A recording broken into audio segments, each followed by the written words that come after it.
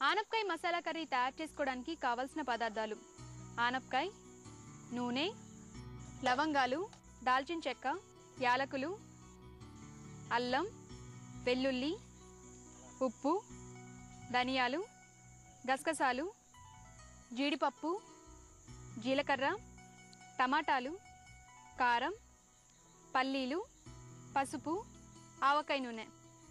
Garnish కోసం కరివేపాకు, కొత్తిమీర, ఆనియన్ ముక్కలు.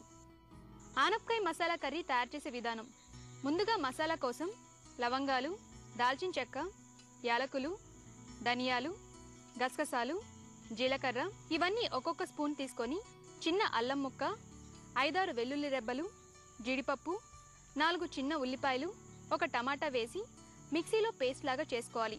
ఇలా తయారు చేసుకున్న పేస్ట్ని నూనెలో వేసుకొని పచ్చివాసన పోయేంత వరకు వేయించుకోవాలి. ఇలా వేగేటప్పుడు దాంట్లో కొంచెం కారం, సరిపడినంత ఉప్పు వేసుకొని వేయించుకోవాలి. ఇప్పుడు వేరే స్టవ్ మీద సగం ఆనపకాయని తొక్కతో పెద్ద ముక్కలుగా కట్ చేసుకొని దానికి ఫోక్తో హోల్స్ పెట్టి పాన్లో కొంచెం నూనె వేసి కొంచెం వేయించాక మూత పెట్టుకొని 1 విజిల్ వచ్చేంత వరకు ఉడికించుకోవాలి. ఇలా ఉడికిన ఆనపకాయ ముక్కల్లో వేయించుకున్న మసాలా వేసి స్టవ్ మీద ఉంచి బాగా కలుపుకోవాలి. ఇలా ఉడుకుతున్న దాంట్లో కొంచెం ఆవకాయ నూనె, 1 స్పూన్ వెన్నపూస కూడా వేసుకొని కలుపుకోవాలి. చివరిగా తయారైన ఆనపకాయ మసాలా కర్రీని ఒక బౌల్లోకి తీసుకొని కరివేపాకు, కొత్తిమీర, ఉల్లిపాయ ముక్కలతో గార్నిష్ చేసుకోవాలి.